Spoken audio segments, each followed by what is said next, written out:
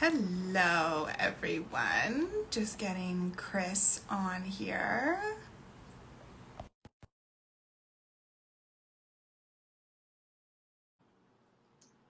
She's been invited. We'll just wait for her to pop on. There we are. That was so quick. Awesome. Hi, Kris. Hi. Okay, so today we're talking about major life moments and how to handle them with confidence. And me and Kris were discussing what are really major life moments. And I said, well, becoming a yoga teacher or doing yoga teacher training is a major life moment, which we're both familiar with. And for Kris, she was saying women who are going through menopause, who are going through a divorce, like you can relate it to yoga, you can relate it to life. Everyone is dealing with major life moments through multiple times in their lives. So just before we get into it, I'll just do a little quick introduction of me in case you're coming over from Kris's side, who I am. My name is Taylor. I was originally a travel blogger, spent half a decade traveling around the world, realized that I was unhappy, did my yoga teacher training, and this set me on this whole journey that I didn't think I would end up on. It brought me on this movement of self-love and really coming to accept myself, and I never had any intention of being a yoga teacher. Now here I am with lots of training, loving teaching people about yoga, especially becoming yoga teachers and the self-doubt that comes up, because I truly, truly believe that we're going to need more yoga teachers. We're going to need more people who are teaching embodiment practices, which we're going to get a little bit more into today to help us move through whatever this next phase the world is currently going through, because it's a bit too hectic. We need these practices now. So Kris, do you want to introduce yourself? I would love to introduce myself. So my name is Kris Batzner, and I am a lifetime yogi. I've done yoga from when I was a little kid, doing it with my mom in the living room, all the way through doing teacher training. I lead teacher training now, and I owned a yoga studio for a long time. And my newest passion is Kundalini yoga, which is a different branch of yoga, of practice, which we can talk about, and all things divine feminine. And so Kundalini is a practice of divine feminine. And so I do embodiment coaching. I mostly help women through major life transitions, whether it is empty nesters, whether it's having a baby, starting a career, ending a career, going through menopause, like all of the things you said. We all have those moments in our life that are major points of transition. And I help women navigate those transitions with that divine feminine energy, which is intuition, which is expression, which is emotion, and really learning to reconnect and retrust their body wisdom within them. Yeah, for sure. And thank you for bringing up intuition, because that's like our big topic for today. It's like, okay, how do I actually follow my intuition when something is changing so drastically in my life? Like, it can feel so complicated and there's so much advice out there around us. These moments, not just the day-to-day, are when they become a skill, a practice of helping guide us. Because if you end up following someone else's advice, quite honestly, you end up getting somewhere, you're just like, oh, this isn't exactly what I wanted, what now, sort of thing. So we can avoid all of that by following our intuition. And now Kris is going to lead us through a grounding practice before we get into our discussion. And she's going to introduce a little bit of some embodiment practices. Yes. So I always love, when I work with clients in my coaching program or anything else, when I teach a class, I always love to start by anchoring ourselves back into the body, because so many of us walk around without even realizing we have a body. And so I like to remind us that we actually have more than just this head that tends to want to lead the way. So a lot of what we do, it doesn't take very long to reconnect with the body. It doesn't take a lot of action. You don't even have to know how to do yoga. You don't even have to know how to do anything. This is something like literally you can do anywhere, even in your car, even in standing in line at a grocery store, things like that. There are two things that I do on the daily, multiple times, to kind of reconnect to my body when I start to feel frazzled and out of sync. One is shaking, and one is breathing. And so we are going to do both of those together, so you can kind of get a taste for what I do and what I'm talking about and how your body feels right now as we're doing this. Okay. Yay. So you can stay seated, you can stand up, whatever you want. I'm going to just stay seated, and we're just going to start by just shaking our hands. And they can shake all over. You can shake your shoulders, you can shake your head, you can wiggle your body. We're just going to do this for about 30 seconds or so. And just, it feels weird at first, because as adults, we're not given permission to move like this. And so just kind of lean into that, like, oh, I don't know why I'm not supposed to do this. What are my stories behind it? Keep shaking a little bit longer, kind of walk that edge. Notice if you're breathing or not. Shake a little bit more, maybe make it a little bigger, add more of your body. Yeah, and then take a breath in and just let it go. Good. And now we move into a 3-part breath. And as we do that, take a moment and notice maybe your fingers are tingling, maybe your eyes are open a little bit more. Notice how your body is feeling from that connection. And our breath is a 3-part breath. We take the inhale and segment it into 2 parts. So we inhale halfway, inhale the other half, and then as we exhale, we open the mouth. So it looks like this. We'll do it one more time. And that's all it is. So hands on your lap or on your body somewhere. Touch yourself. They give you permission to touch yourself. You can close your eyes. You can soften your gaze. And let's take just a regular breath first because we have to find where we are. So let's inhale, exhale, and we'll segment the inhale. So inhale halfway, inhale the other half, open the mouth, let it out. Just keep going. We'll do this a couple times.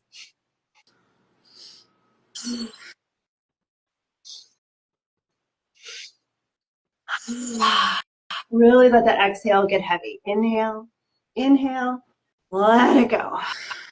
2 more. Inhale, inhale. Last one. And just let your breath regulate again. Keep the body, the hands on the body and the eyes closed or soft for a minute and notice what you're aware of. I always say notice what's in your realm of awareness because we have shifted our connection. Even in these quick 2 minutes, this practice is super impactful, super powerful to reconnect to that physical body, which is where our wisdom rests, that intuition lives. And then blink the eyes open and we are ready to go. Oh, that was awesome. Thank you. I mean, look at how powerful of a shift that you have. I'm sure everyone's noticing how calm they are now. And like, there's literally 2 minutes or less. Like, it's so short. And like you said, like the shaking, it can feel so weird. Think of this as like a little dance party. You can put on music, whatever you need. And I really liked how you said that our intuition, like our wisdom lies like within our physical body. So many people think it's within the mind and like, oh, I'm going to think my way through this. Like I just intellectually need to understand this to know how it's going to work and then I'll be good. When our intuition really lies like within how we're feeling. Yeah. Yes. Our feelings are our truth, right? Yeah. Yes. And it's funny, the more I do these embodiment practices, the more I realize that really is the truth and my head gets in the way. Like, I'm sure you realize that in your teacher training, right? Like, we all come to yoga for that physical practice, probably. And then we continue because of that emotional and that universal connection that we get. And that's like where you start to connect with your intuition and your confidence. And you know, like, I don't know, maybe you can speak to how teacher training kind of built that connection for you and then notice where you're, like, you can tell us maybe where your stumbling blocks were with some of that. Yeah. So yoga teacher training, like I said earlier, it's not something that I went into thinking that I wanted to be a teacher. I was interested in the philosophy and I went in and came out a way more confident person because I got more comfortable with my body. So yes, I very much approached it as a physical experience as well.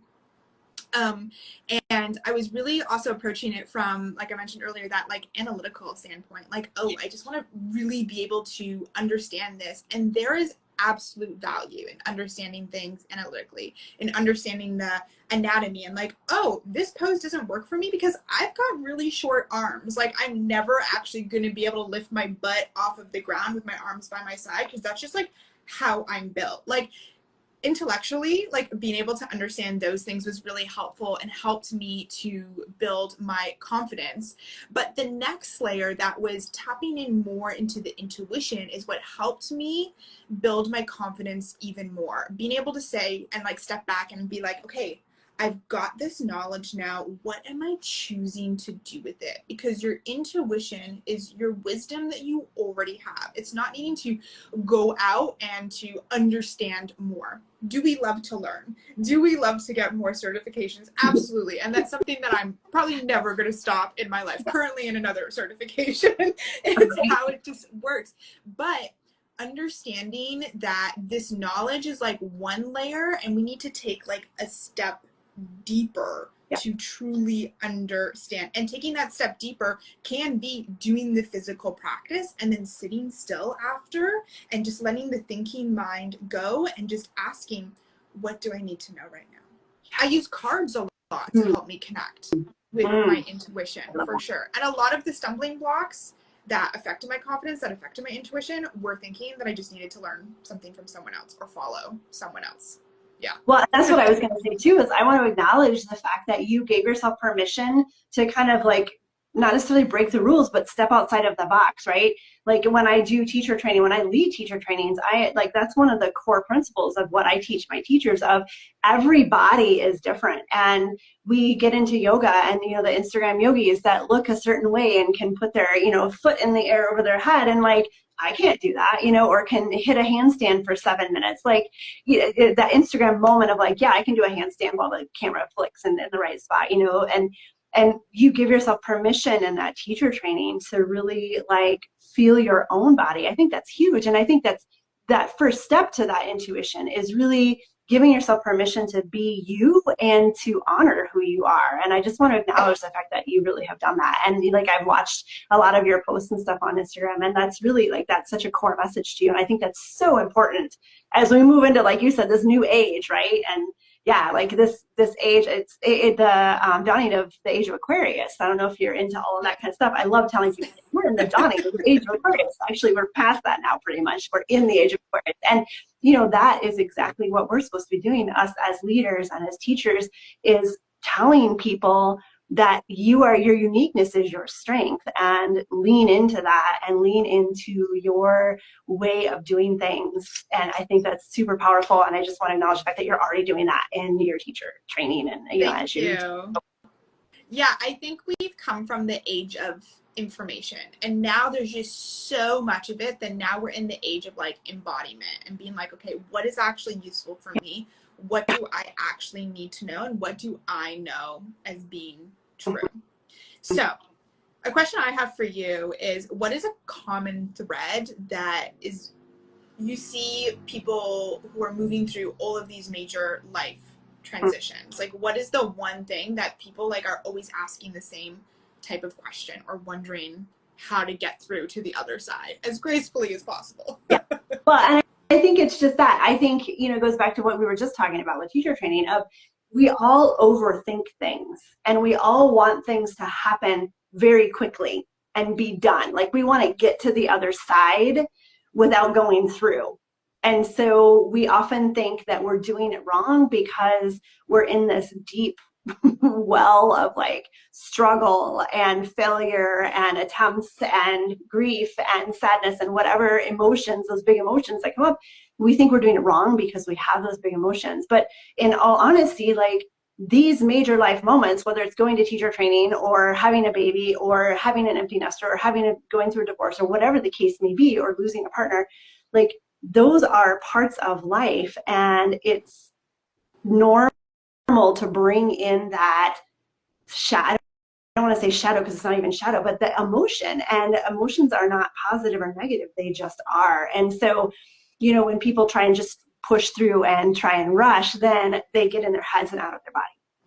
And ironically, like we did this practice the other day on grief, and I have a certain expectation of how I'm supposed to grieve, right? And how grief is supposed to feel in my body, and we're supposed to move it a certain way. And when I actually just allow my body to process and feel whatever the emotion is, grief or else, otherwise, it moves so much faster, and it's in a completely different way than I expect, but it's not necessarily easier, but it moves instead of me trying to curate something. And so I think as people navigate these major life moments, the biggest job that we have is to reconnect to our body and to reconnect to the wisdom, and know that, one, it takes time, and anything you feel is completely normal and expected and understandable and not wrong. Yeah, something that was coming to mind as you were speaking was asking yourself the question, can I trust that this is what I need to feel in this moment? Because we're always just like, oh no, I'm supposed to feel a certain way, I'm supposed to look a certain way, or this is supposed to be happening. Like, we always have such like a general idea of how things are supposed to be, when we have no idea. Like, I didn't expect my life at this point to look at all how it looks. I was just like, okay, I'm just gonna start go with the flow, because I'm really bad for this. The timelines that I set for myself never work out. Universe always has another plan. So just being able to trust, is this what I'm supposed to be experiencing right now? And I always like to think of it as like, whatever you're going through right now, whatever transition that it is, however frustrated you are at becoming a yoga teacher, maybe you're not teaching yet and you're just like in the depths of this, like, why me? Why is this happening to me? Plucking yourself out of this victim mentality is just getting curious. Right. And this is working with your intuition, just being curious as to why this is happening. Not even necessarily why, but just like accepting, like, okay, I trust that I'm somehow going to get through this, and it may not change tomorrow, it may not change the next day, but something is going to happen as long as I keep moving forward in the best way that I think is possible. Because the only way you're going to get to the other side of whatever it is you're dealing with is by moving through it. There's no way to sidestep. There's no way of going under or over. We're going through. Yep. No matter what it is. The way out is through. Exactly. Yes. Yes. Yeah. 100%. Right. And yeah, I think that the more we can just spread that message of like, trust yourself and feel your body, and what you're feeling is totally normal and acceptable, and you have to feel it to get through it. Like, that's just, people don't want to believe it. They don't want to feel it. I mean, you know, we've been told that our emotions are supposed to be compartmentalized and small and non-existent and not expressed. And, you know, like, that does us such a disservice, especially as we navigate major life, because then we just get stuck, right? Like, we don't continue to process and to move forward, because we're reliving this moment over and over, this trauma over, and we're just stuck in it because we don't express to move through. Yeah, for sure. So I wanted to ask you a little bit more about Kundalini, because I don't teach Kundalini, and it's something that I've been exploring more in my practice. So with this focus on Kundalini, and now you're getting more into the somatic, like, embodiment. Think of somatics and embodiment as like the same sort of word, if you've ever heard of them before. How do they differ from traditional yoga, and like, what makes these practices perhaps more effective at handling these big life events? Yeah, so I talk about Kundalini as, like I said before, it's a divine feminine practice, right? And so that Shakti energy, which is that feminine energy, is expression, it's intuition, it's emotion, it's fluidity. And so compared to a traditional yoga practice, it is similar but very different. You know, that traditional yoga practice, we have sequences of postures, and we breathe, we find the posture, and we find our breath, and we connect, and it's fantastic. Kundalini is almost like the opposite, where we find our breath and we sink into our breath, and then we do these movements, which sometimes are yoga poses, but sometimes are not. And we do them in a, like, almost a repetitive movement type of way, and we do it for a set amount of time, so that our body processes the energy and the movement of our breath and repetition in a completely different way. And so basically everything we do in Kundalini is bringing that awareness and connection even deeper internally, and shifting our external perception so that we have a completely different view of the world and our place in the world.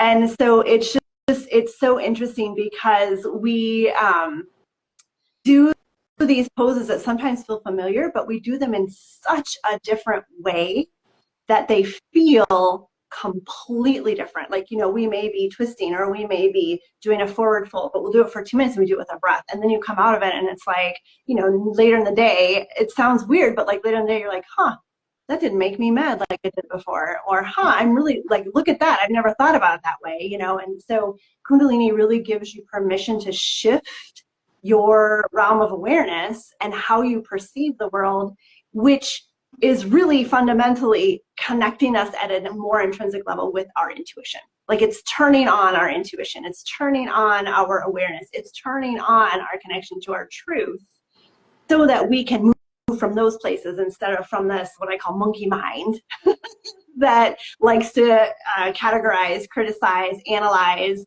critique, and like segment, separate, and keep us small and safe. I could go on forever about Kundalini. It's kind of amazing. And, you know, like Kundalini has sometimes a bad rap, right? Like, it's like woo and kind of out there. And really, if we look at it from a physical standpoint, even like what we're doing in the body is just completely different. The way we're using the breath is completely different. Whether it's woo or energetic or anything, you don't have to think about it that way. It really is just a completely different way to practice connecting awareness, breath, and movement.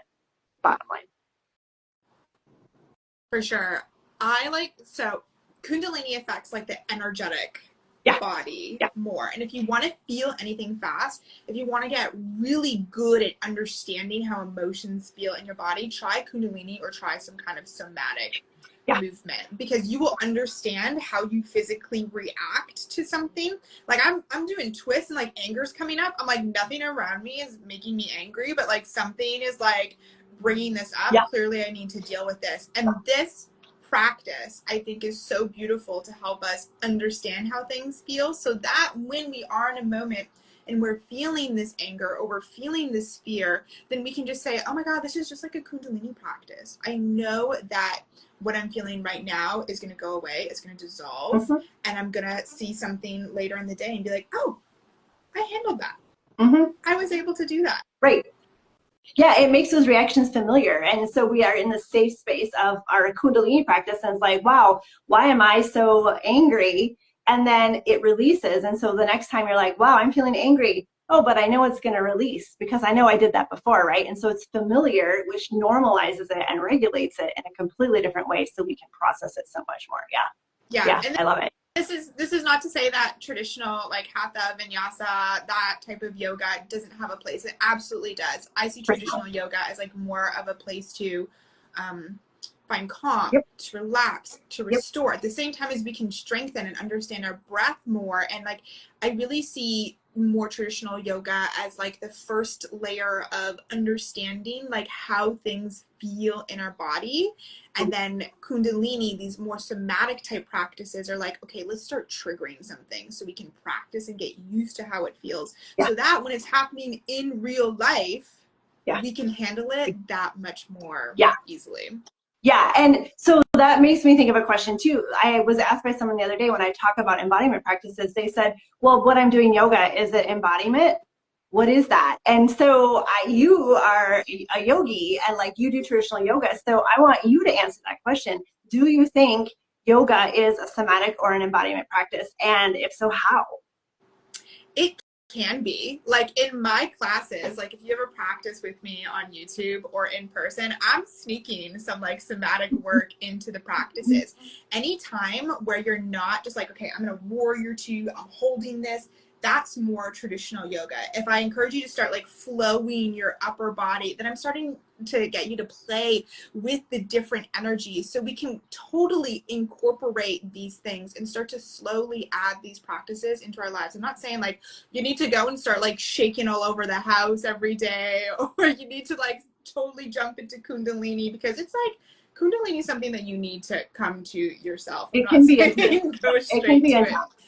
Yeah, so totally we can start to merge somatics, embodiment, with traditional yoga. If you're curious, if you're loving traditional yoga, then that's something that you need to serve you right now as well. But I think really getting both is like the best of both worlds. It's like the full sandwich, not just an open face. Yeah, exactly. That's a great way to put it. Oh, right. Kris, this was such an amazing conversation. I always love chatting with you. And of course, it's been like Almost half an hour already. Oh my I God. knew that this was going to go by quick. So just before we head off, we're just going to share how you guys can get in touch with us. And if you have any questions and what we do. So like I said, I am a yoga teacher. I teach here in Ottawa, Canada in person, as well as have a YouTube channel, which is Taylor's Tracks. I also used to be a travel blogger. So if you want travel content, taylorstracks.com. And I also do one-on-one coaching specifically for people who are wondering how they can find not just calm in their lives, but how to deal with these difficult situations, specifically becoming a yoga teacher. Like if you're so in your head and like analytical and you're like, this is just what I need to do, but have like all these thoughts and self-doubt running around, I'm your girl. I'm going to help you find your confidence because it's there. We just need to uncover it so you can take whatever steps you need to, confident action towards your dreams. And you can just send me a DM on Instagram. And what about you, Kris? So mine is easy to find me. I have a YouTube channel. I'm on Instagram, Facebook, TikTok, and it's all my name. So it's just Kris Batzner. My YouTube channel is Kris Batzner. I have a Facebook group that's the Awakened Yoga Collective where we do all things light and transformation together. And my website is simply krisbatzner.com, and you can find a lot of my information there. I do Kundalini yoga. I have a Kundalini community that you can be part of where we do live practices, coffee chats monthly, and 40-day sadhanas, which is devotion to self-practice. And then I also do embodiment coaching, and I focus, like I said, on that divine feminine, where I help women navigate major life moments and with grace and ease, and really teach them how to reconnect with their intuition and find their truth again. Yeah, and I just have to say, if you've never done a 40-day sadhana before, definitely go over to Kris, try one out. They are life-changing. Life-changing. It really is. You know, 40 days is intimidating, but oh my gosh, once you do it, it's like, oh, I can't ever go back. Mm-hmm. Yeah. Mm-hmm. Well, thank you so much for coming on. It was a pleasure to talk as always. And the rest of you have an absolutely wonderful day, and I hope to talk soon. Thanks, Taylor. Bye. Bye. Bye.